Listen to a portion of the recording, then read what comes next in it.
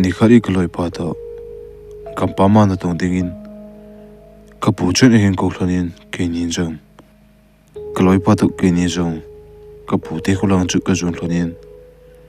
khosung khun thona chun ke nin jong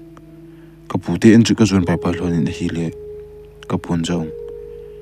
ke ni imu mo thlona chun ki pa thu si thlonin kapile kapu ki pa thlon dan chu amai so le om chan thlonin jong aki he thei na hi kichun kapule kapin jong boy khosunga la mi ek mu zo tapun nangni nang lon chu ki pa thoni ithin iti chun ni la ahin kapil kapun jong sa e hun pi thonin zala chun ke ho jong chadon ko ma chun mi pang ka to homun mi ko oi homun ka ki holim homun kapule kapin jong kaloi pa to ki ni ko ma hian boy bui ka joseph lo la hin hezi chun ni khat ni hi ki le hlonin lang bo hlon le chun ni khat ni zo le bui ka sa zo ding hin chu pha le gi do hlonin lang hlon le chun ki le hi a asan nom jong nom sa hlonin ne tin them khat no hlom dom ding hi tin ki nin jong hingi bu chun sa zo pha le gi do de tan ti ki tin ke ho jong ki ho le mo ba jana sol pha na chun jan chu ki chol du ding in kaloi pa da ki nin jong luk na lang chu ka jun phel thonin jan chu ki chol du hlon ta ra hi ti chun ajinga hin ki nin jong kapu to kap thum chun kapu te lo langa ka chi un na chu ka tongun kapun jong bu a zo lo lai chu ein chan na chu ka in tong jing taw hin hi iti chun ni in thum chaw hin kapun cha sei bangin bu chu ein cha zu phanin kaloi pha to kinin jo bu a gi do ding chu ka in thi thon tan kapul ka pin jo negi do lon ding hi ta le chol jong na chol hon ding hin a cha ni hi ki pu hlonin lang khar hin ne hluni thla hlon ham jing ka ham le na chol hon ding hin ki hol hlonin lang khar hin le hlon mo hi ting le ki tha hlonin na phat pi hlon ding hi tin ki nin jong a cha ni chu ki pu hlonin lo lang ka zo hlon ma sanga hin kaloi pan jong a hi pu pai sa om tho tho wa hi le don thei chu kilo a hi tin jan le ki chol hlon phat a hi lo le na to hai phat le a cha chu ki tha hi tin a sa chu to me khom hi tin don na hi ti tin hi chung ke nin jong don thei chu ka pu te khulanga jat dang ho ko ma chen ka kila hlonin jing ka an ni zo lang hian lo lang zu na chun ki pa do taw ni hi bu ko lu na chun ka pu to ke hon jong na chu kain tong ko mun a khat langa ni kha lang a hi pha nin ka pun jong boy a cha chun ki tha gu hlona ma hin tin ki nin jong hingi he pu tu ni kha le khat chu ki tha den ka ti hlon hi ki tin ka pu chun chu ti a hi le ka chi ma sagin sa cha tha pi ki tin a sa chu na bu pi na ngi tin ka pu jong bu la jun phin bu chun a cha cha thanin a sa chu hin chemin a cha chu i bu pi hlonin ki nin jong na kha to hlona ka hai hlon pha na chun bu lang ka jun phi hlonin bu ko hlon hlona hin ka pun jong a hi lo le ki jong ki le ta ngi tin ama jong in langa chun a ki le ta hi ti chun jana hin ki nin jong bu chu ki hon tlovin ka pu in sa i bu pi hlon chu ka ki choi hlonin bela chun ka ki ma hlonin don thei ka ki pu hlon chu ke nin jong lang langa badung na lang sang tui ka thal hlon jin na kom sung lang chu ka jun phi hlonin kom sung ka pha hlon na chun ke nin jong kom sung a chun mei chu ka ti hlonin mei chu ka oi hlonin don thei chu kain la do hlonin ka don hlonin sa chu to kain me hlonin hi le nom ka sa hlonin chuti a kainin jong ka hin don hlona nom ka sa hlona ka ki holim hlon chu ka chu hlon pha na chun ka ju don hlon chong kong khom che hlonin chom khat jo vein kaloi pan jong akam pum pum machun kazun asu e bai nang an to ti u tin kipat molal sa sa achun ka kipat do yan kom noi lang sunga chun all achi su in kaloi pa achi su chu ka ben hi le kaloi pa chu ki thol thu di a achi chu komun hi chipe ta achun kaloi pa hong ki thol thun kaloi pa ki thol lu komu mu chun kanu izan kaloi pa chu kanu chan ni hi le kaloi pan jong ni nu sa sa yo nang zon na jun su a nong ki thol thu a hi le kanu sa ding hi itin kom sunga chun chun a hin than a tha jo chun ke um lang sunga chun a hong phei na hi le ko na a hin pha den ko na chun wadung sun chu abo chi chi da na le hui thi a hong nung da na chun ko na bel thon la chu a hong bol hlan kaloi pan jong hui nunga ham bai a hin tin ken chong hui nunga ham abo tho ham badung a hi ji a abo na ham ti chu ga he thei ta pu ni hi ken chong ka tap sa ji chun kaloi pa ko ma na kom la ating ho chu in chom be en lang me hi oi na he ti ke tin kaloi pan jong thing ho chu in chom to bin me chu ka ti kong kil honin ka don mo hlon chu sa chu to kain ni khom hlonin ka hen don hlonin hi le nom chu ka sa cha ji jing hlonin hi ti a keinin jong nom ta a ju don puma kom phel hlon lai ta hin kining lovin hui ong nungin kom sunga me ka ti hlon chu hui chu e mu ni ne hi le me chu a che zap jingin keinin jong kom sung lai ta a me ka ti hlon hui in a hin mu na amu che pha na chun kalung han hon to a hi le me amo chu ka chung hlonin a chu na hi le kaloi pa jong a pe pe na ding to in thingkho khat chu ki man hin lunghang tha achun hui chawai hui nam se hibanga adap si sit to meinin mu che tin thingko bong chu lang lang sanga chen ale mangin hi le ale mang to kitu chi na chun thingko bong chu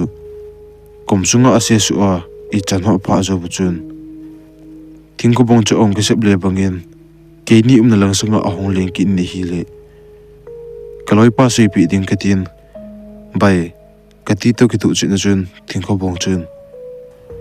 kaloi pa al tung tun lai ta cha sep min hi le kaloi pa tung tun ase to kitu chi na chun kaloi pa tung tun chu thingko bonga mi am ho chu apa lap jing in hi chung kaloi pa jong thingko bongin ase to kitu chi na chun thingbong ase su na ako na ahong kile hiya kalkhat asun to kitu chi na chun amma sang chu abo to thun kaloi pa jong kom sunga chun ma de na chun hi chu kom mu chun ki chat to a hi le ju ko to na ka kham chu kong lim zap jingin hi chung kaloi pan jong ipi mamongin ka tung tun chu hin se a kama sang chu ka bo jing ham atien anung langa akile nong hin anung lang chu abe na hi le lang sanga thing ko bong ase su a kom lai ta a om chu mu in kaloi pan jong bai thing ko bong chu lang langa ka se su hilu ham iti a hi le a cham chama ka tung tu ni ong ka sep thei ham ti a lung dong ta a hen se pe na chun ken jong bai na kam pum pum ma thing ko bong na se su chun na se su zo wa nangin ke na lang sang na hin ana kalkhat na hin sun su na chun thing ko bong chu ong kile kinin na tung tun pu la a hen se chu se pi man lovin thing ko bong chun na tung tun chu se pai pai in ka se pi man ta pui ti jing ka se ta hi le kaloi pan jong thlang lang sanga hi pi momong ham ka ve te te ding hi tin kaloi pa chu a na ako na chun ki pat do in thlang langa chi su ding tin hi le ken jong ai pu bai chi su ngai pu e chong kha to hi tin bel hi choi phe hi tin bu langa kile ta hi ti ki tin hi le kaloi pa chun idi ting ko bong ka se su a thlang lang sanga ko na a cham chama hong kile ki thea ke hi se le the ham thlang langa hi pi momong ham ka ve di hi tin lang langa chi su ku ti ti pha na chun kaloi pa chu ka kham zo tapun kaloi pa zong kom sunga ko na chun ke pa chu in jun atha na lang thang lang sunga wedung noi langa chun akum su in kaloi pa akum su chu ka ve na hi le kaloi pa akum su a wedunga e chan ha pha zo chun anung lai to am mi khat ding ta banga chun gala ko na bom le lut khat kamun ken jong patien kamit chu kanoi phan kaloi pa anung lai ta ading chu ka be na hi le mi khat bom le lut na adina ata asa jong len thima kaloi pa sa nga fit khat ho ta banga adung asam jo kom mu chun ke jong ka ke cha to hi le ku na ko na chun ka ding to in kaloi pa chu ka sap to ka thun bai nanunga adinga chu koi ham nanung langa chun kinung hein lang nanung lai ta ading chu be en tin kaloi pa chu sap to ka thun hi le kaloi pa chun ka sap ki le ka ko gi chu he lo bunga chun don chong e don pun wadung sung chu all ola azi su su in hi le anunga ading pan chong kaloi pa achi su bang banga chun all ola anung chu azi su pe chu kamu mu in ke jung ka cha to hi le kaloi pa chu asap ma sei tai lu chu ke ding opai dang on tapun kum su a kaloi pa na lang sa ding la kaloi pa nung lai ta ama achi su ki to hi le ka cha ji chun kaloi pa chu ben to ka thun nanung langa kinung hin kitin idi ka sap wanga chun kaloi pa chun ka sap chu ki hel mo sa wangin achi te te in hi kiti akin jong kaloi pa sap tu ka thu a kadin naman ako na kichata a anunga ding pan azui chu ka bit jing lai ta hin anunga ading pan jong thimla a kaloi pa nu azuya all ola achi su chu akhut khat langa chun kaloi pa akhut chu tu in hi le kaloi pa cha chat tapun aban cha achi su tapun wadung neu sunga chun ading dem ta hi ken jong hi chu komo mu chun kaloi pa chu ka ke chat pi ji chun iti ka sap wanga aman aza thilo phanin ka kom la athing ko bong khat chu ka kila en mi am pum chun kaloi pa nu nga ding pa chu ase to ka tu in hi le mei ama kaloi pa nu nga ding pa chu ase to ki tu chinin thing ko bonga mei am chun kaloi pa nu nga ding pa chu ase kha ding ko chun mit pit kalubin huya leng tho bangin kaloi pa nu nga ding pa chu amangin kaloi pa chu thing ko bonga ka se na chu mei am chun atu khulai ta cha se kha pin kaloi pan jo mi amin ase kha a alol chunga mi am chu tu ki tu chenin kaloi pan jo na asa awal ji hitam adin na ako na chun hong pengin na ka sabali itin ken jong kaloi pa hong pen ka za za chun ape pe na kadel su in kaloi pa am na kom ka pha phain kaloi pa ko ma chun ibidinga ka sab jong le nei holowa wadung chu na ju su jing ham adung sunga na chi su pe na nanunga mi khat in hin ji chu ne henem tin ka tong tan hi le kaloi pa chun ipi ka ti ham tu a kongong chunga mi am hong chu a mi am chun kalol cho ka a na ka sa wal ji a chu khong pen pa pa hin adang i ma ka he pui ipi ka ti ham bai ka zudon ka kham wal ji ham tin i tong ta hi le ken jong kaloi pa chu kham to hi le alung gel mu banga om ji chun tilum dan di thi ka sa pun kaloi pa ko ma ai pui bai tilum dan di thi ka sa pui chi hitin ini na ho chu choi do hitin bu langa kile hitin bu sunga ke zamta heti ke tin hi le kaloi pan jong hingi mi amin kalol ka jong na ka sa itin kaloi pa tu kini jong wadung sunga ka tu hlon lang chu all ola ka zun tu hlonin amun ka pha hlonin bel chu ka kimanin kaloi pa ko machun bulang chun ta heti ke tin hi le kaloi pan jong bai kanunga hi ko yam hunga mi khat hunga achalo again ka za i hintin kenjang kaloi pa en hiti ase ka za za chun kaloi pa nung lang chu ka be na hi le kaloi pa nung lang chu ka be na hi le koi ma kamupun koi ma kamulo pha nen kaloi pa koma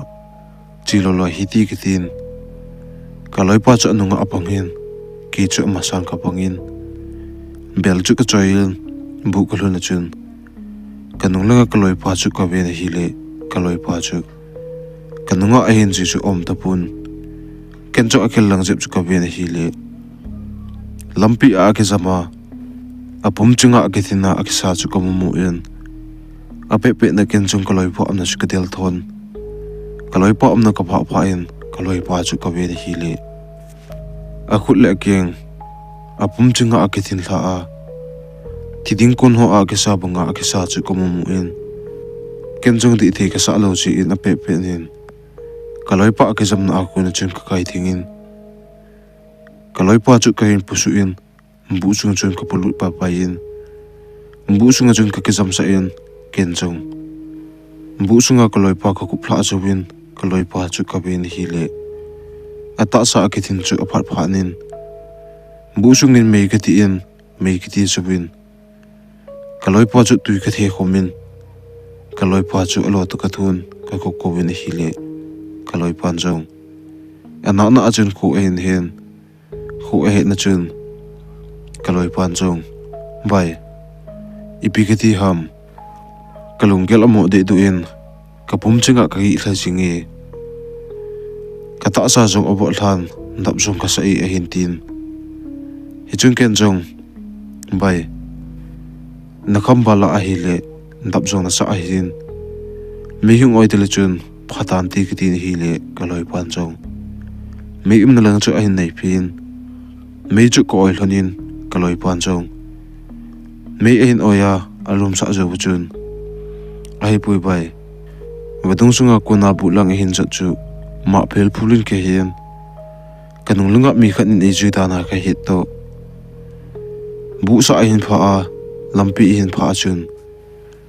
kapum chinga ka gi hla zawin ei ke kaya omdana chun lampi chun ka thuni hi le ka thu zowa ko na chun khokiti ke hetapun iti ka bu sung ilu hlonam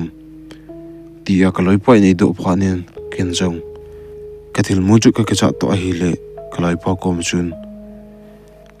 wadunga thingbong ase su a hong kile kina amma ase kha adan hole wadung sunga achi su zowa anunga mi khan na chui dan hole lampi a ke zama apum chinga ke thin tha ho abona chun kaloi pa ka sepi ni hi le kaloi pa jong thilum dan chu agil gil ni hi le aki chan bai ata na se ham ti nei dong hi le kenjong hingi thingbo ong ke se le a ko na chun I kham chu kalim che che en chule nenunga ko na mi khan hin chu ya I ti ke sama ka se pi wa nga chun nangin ne he lo to hi che a ko na chu I ju don chu kalim pai pa ya tu chan ki ya ka ki chat pa pa hi ki tin kaloi pa chu ka se pi le kaloi pa so mai su ong ki helin ka koma bai ipi ti ding hitam bu ko chu na kam phanem ti chun ke chata in limbe chu ne hin howin hi le kenjong hingi bu ko chu ka kam tu men me hi oilum hitin imut la ding chu ngai to ta hi ti tin ka sei pi ni hi le kaloi phan jong hingi tu ana sei chu ta hi le ka ki chamomong e bai ken la ima ka he papun ka kham ji jong ham tu ana sei chu ka ki chamomong e tin kaloi pa ka cha dan ke he pha na chun ken jong ken punin pha eng ke tin ki chol ta hi ti ke tin me panga ko na ke pa do a pun pa den ke ti lai ta achun me panga me ko ilhon na bu bang chu kining lawin pu la chun thinga ke je bunga chun ahong ke je min hi le kaloi pa to ke ni jong ka kil hon to ka ki cha hlon wal chi chun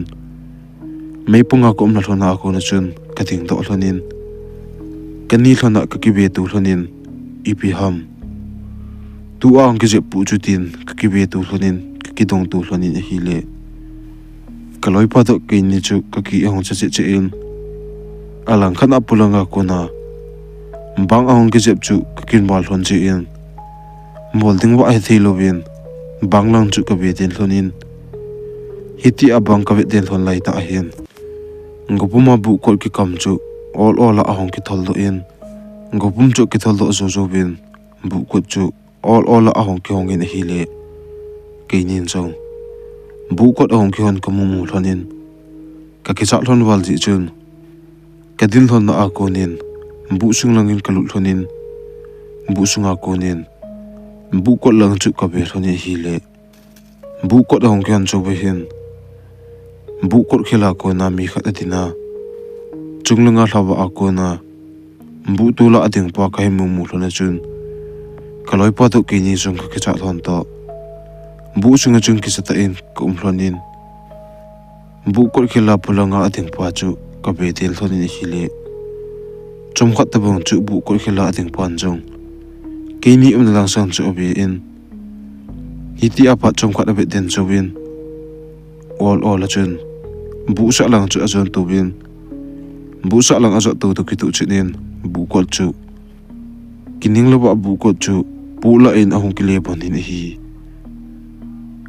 bu ko ahong ki le bon chu chun bu chu hui hata anuna bu na bu chu kilong le du a hemut banga chun bu chu kilo la jingin a hin la hui kiti la anong pun bu kilo chu hlule a kilom jingin hi hiti chun bu chu a kilo wal phanin kaloi pa to ke ni jong bu sunga kom thelon ta pun bu chunga ka tu hlon na a konin all la ka kum hlonin mei ka tin lang hlon chu all la ka nai hlonin mei ki tin ka pha hlon hin kinin jong mei chu ka hin ti deu hlonin hi le mei ka ti hlona ko na chun bu kilo chu all la ahong pho ho yin chom khat chu chun bu ke ho chu ahong phata na hi hiti chun bu ke ho ahong pha chu hin kinin jong mei chu ti man lovin ka hin ti hlonin hi le hiti a mei ka ti hlona mei ponga ka to pi hlona hin mei ko oi hlonna bangning langa pulanga ko na chun mi khat ading ta bangin ka hen ken jong mi khat ading ta banga ka he nin kaloi pa khoma bai tu a mei ponga ito na bangninga pulanga ko na hun mi khat ading ta bangin ka he etin ka seita hi le kaloi pan jong kichata achun ata na chei hambai hintin ken jong hengi bangning hom ka ko na chun pulanga ading hu koi ham tu chun ka abe o ka tin hi le kaloi pan jong ka kicha e bai ka be ngam poi ningin hin be o atin kaloi pa ka cha ji chun ken jong bang hom ka ko na chun bu bang aning hom ka ko nin pulang chu ka be na hi le kaloi pa anunga ding pa hlaba a ko na bu panga adin chu kamomu in ki cha to hi le ape pe na chun banghom ko akuna ka be chu ka ding do in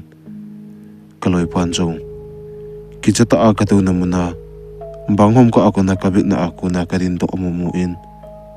ipi namu ham ti a ki cha ta a hin do achun ken jong pulanga kamu chu kaloi pa ka sei pi ni hi le kaloi pan jong ka ki cha wali bai tip chen na to ta he ti tin ke ni jong ka ki cha hlon ji chun pau jong pau pu ngam lo le ke ho jong ke ho pu ngam lhon lo chun mei panga chun ka to cha khel thonin